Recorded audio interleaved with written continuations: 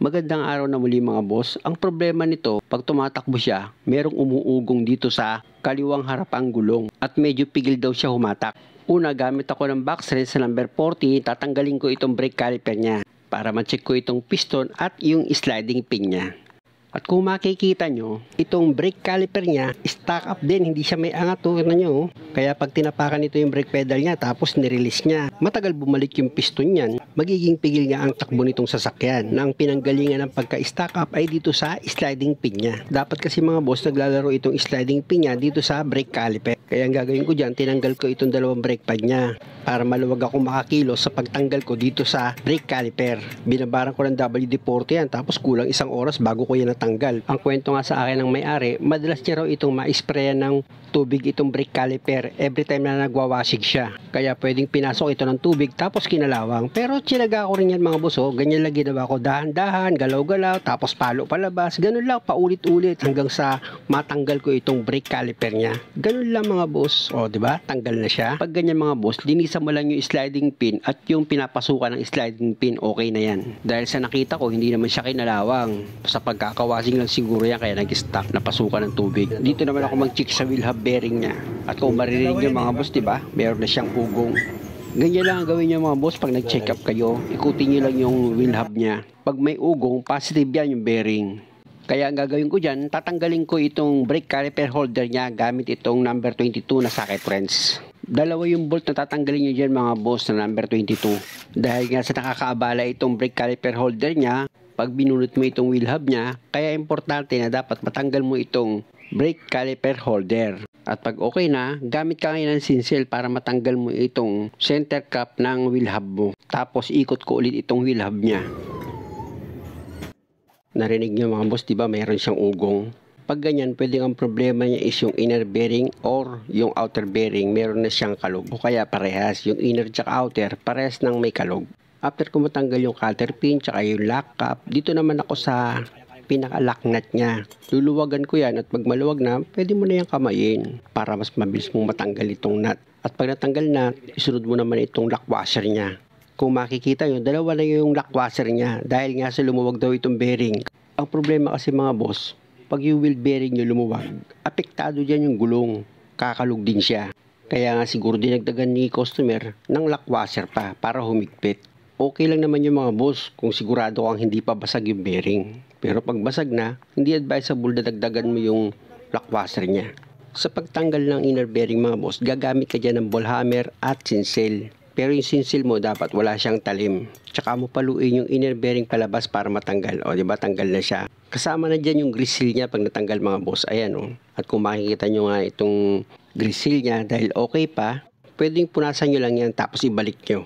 At bago mo tanggalin yung outer race tsaka yung inner race nito, tanggalin mo muna lahat ng grasa sa loob ng hub. At kung makikita nyo itong inner bearing niya mga boss, pudpud na talaga siya.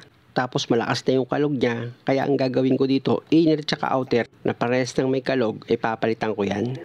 Tapos babaligtarin ko itong wheel hub niya para tanggalin itong lumang grasa na nakalagay. Mahalaga kasi mga boss, bago nyo tanggalin yung inner tsaka outer race, punasan nyo maigi yan, tanggalin nyo yung grasa.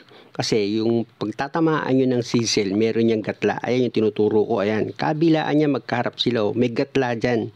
Diyan yung itatapat itong sinsel nyo, tapos papaluin nyo para matanggal nyo itong outer race niya. Paluin ko yan mga boss para makita nyo na madali lang naman tanggalin yan. Diba tanggal na siya? Ayan ngayon yung outer race. Tapos isusunod mo naman ngayon dyan yung inner race niya. Same procedure lang ng pagtanggal mga boss. Meron din yung ulit gatla. Itatapat mo doon yung sinsel mo. Tsaka mo papaluin ng ball hammer mo palabas itong inner race niya para matanggal. Diba tanggal na ulit. Diba kayang-kaya nyo namang gawin? Ito na ngayon yung bago na inner bearing niya. Una mong ilalagay dyan mga boss, syempre itong inner race. I-balance mo muna. Tsaka mo ngayon ipatong yung pinaglumaan mo na inner race. Tapos gamit ka ng sinsel, ipahiga mo, tsaka mo paluin para pumasok sa loob itong inner race mo na bago. Siguraduhin mo lang mga boss na lapat na lapat itong inner race mo pag nilagay mo siya. At kung sa palagay mo, pasok na, pwede na yan. Doon ka naman ngayon sa kabilang side mo sa outer race naman. Papalitan ko rin yan ng bagong outer bearing. Siyempre, gaya ng dati, unahin mong ilagay yung outer race niya. Maganda na nakabalance yan para pantay ang pagkakalapat. Ang problema, isang palo ko pa lang, pasok agad. Ibig sabihin, maluwag na itong housing ng wheel hub.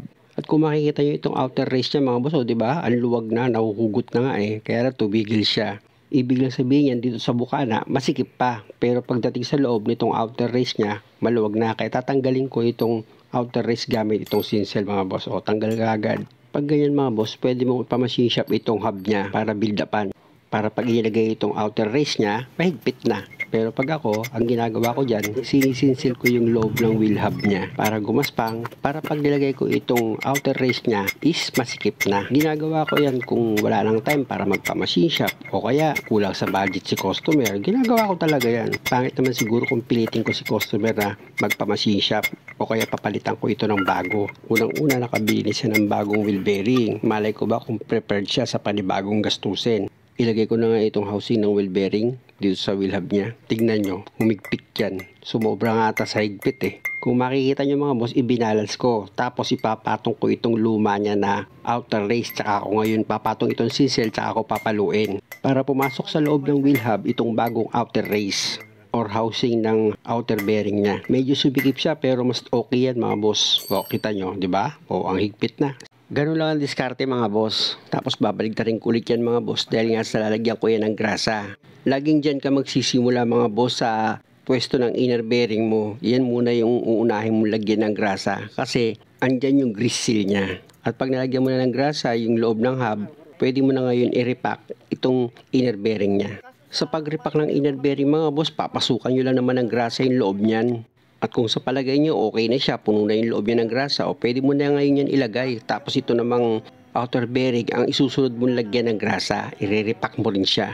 Sa pag-repack naman mga boss, diskarte nyo na yan. Basta ang mahalaga, mapasukan nyo yung loob ng bearing nyo ng grasa hanggang sa maging okay siya. Tapos pwede mo na ngayong ilagay itong grease seal niya.